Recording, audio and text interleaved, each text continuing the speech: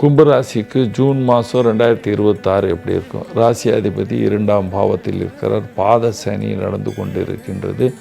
3ஆம் பாவத்தில் செவ்வாய், 4ஆம் பாவத்தில் சூரியன், 5ஆம் பாவத்தில் சுக்கிரன், புதன், 6ஆம் பாவத்தில் குரு பகவான். 5ஆம் பாவத்தில் சுக்கிரன் புதன் சேர்வது உங்களுக்கு பேர் புகழ் பண வசதி எல்லாமே கொடுக்கும். 2ஆம் பாவத்தில் சனி பாத சனியாக இருக்குது. அதனால் அலைச்சல்கள் அதிகமாக இருக்கும்.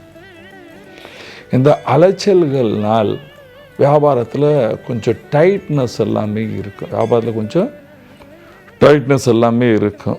குரு 6ஆவது பாவத்தில் போகும்போது உங்கள் விரோதிகள் கொஞ்சம் ஆக்டிவேஷன் பண்ணி உங்கள் பேரை கெடுக்கலாம் என்று பார்ப்பார்கள்.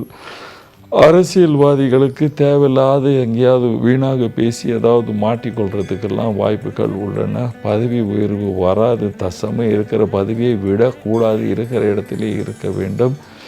வியாபாரத்தில் நல்ல லாபம் வந்து சுமாரான லாபமாக வந்துடும். ஆனால் செலவுகள் அதிகமாக இருக்கும். குடும்பத்தில் ஏதாவது சுபகாரிய செலவு வர்றதுக்கு வாய்ப்புகள் உள்ளன.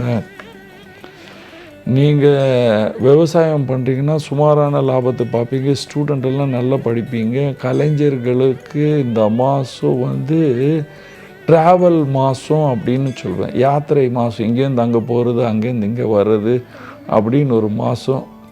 அந்த மாதிரி ஒரு பிரச்சனை. வயசானவர், அப்பா அம்மா வயதானவர் எல்லோருக்கும் இந்த மாதம் சுமாரான மாதம்தான். ஆனால் சில பேருக்கு மூட்டு வலி, சில பேருக்கு கால் வலி, சில பேருக்கு முதுகு வலி வர்றதுக்கு வாய்ப்புகள் அதிகமாக உள்ளன.